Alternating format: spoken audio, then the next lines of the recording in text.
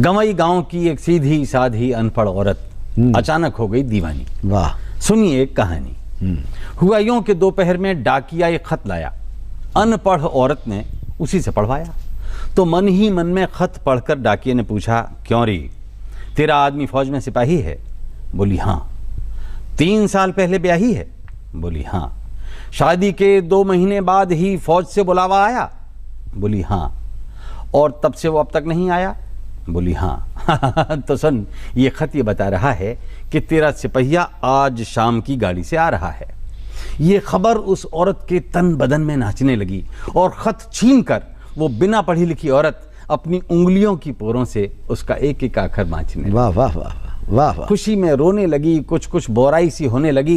कभी इधर भागे, कभी उधर भागे, कभी ठगी सी ठहर जाए, सोते से जागे। खबर किस किस को सुनाए, कुछ समझ ही न पाए। नहीं नहीं नहीं नहीं नहीं नहीं नहीं, खबर किसी को नहीं सुनाऊंगी, सुनाऊंगी तो मारी जाऊंगी। घर बाहर वाले सब घिर लेंगे, मेरे पास आने नहीं देंगे। मैं तो दरवाजा बंद करके यहीं पे रिझाऊंगी। उसके लिए बढ़िया सी रसोई पकाऊंगी, अपने हाथ से खिलाऊंगी, पंखा झलूंगी और पानी पिलाऊंगी।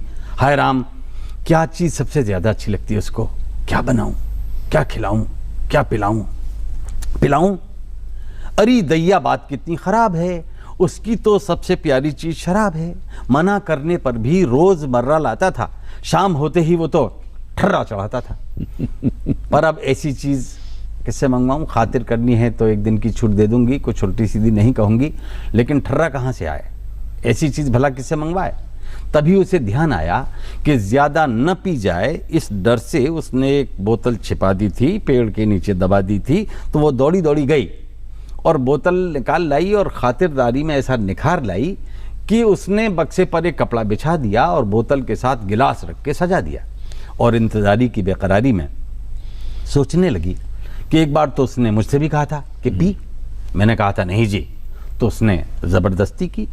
गिलास मुंह से लगाया था, मैंने फोड़ दिया तो मेरे ऊपर हाथ उठाया था, हालांकि बाद में पछताया था। पर आज तो उसकी तमन्ना कर दूंगी पूरी, साथ में उसके मैं भी पीऊंगी और कहूंगी, देखो तुम्हारी तमन्ना मैंने कर दी पूरी, पर आज के बाद से मत लाना ये अंगूरी। प्यार प्यार में मान जाएगा, शायद इसके बाद फिर कभी नहीं लाएगा। और दोस्तों, उसने एक गिलास और सजा दिया बक्से पर। उस दिन बड़ी रुक रुक कर शाम आई। धुक धुक करता दिल धड़का, छुक छुक करती रेल आई।